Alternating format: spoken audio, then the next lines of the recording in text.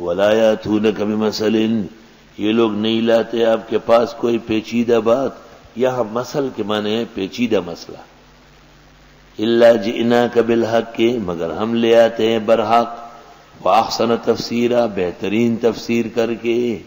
قرآن کے ذریعے جو وضاحت ہوتی ہے اس کو احسن التفسیر کہتے ہیں.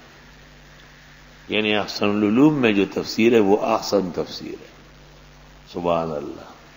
آپ جو تفسیر لکھیں گے اس کا نام بھی قرآن نے رکھ دیا، احسن التفاسیر.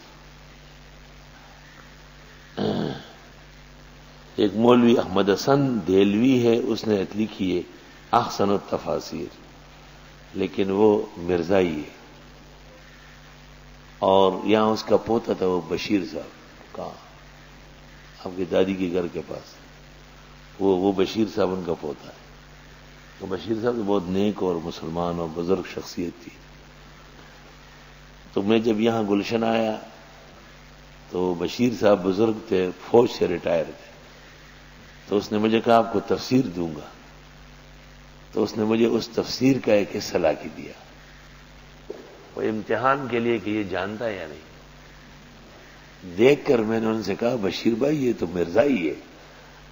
کہنے لگا یہ میرے دادا ہے. اب کیا کروں؟ میں نے کہا اس کو ضائع کرے.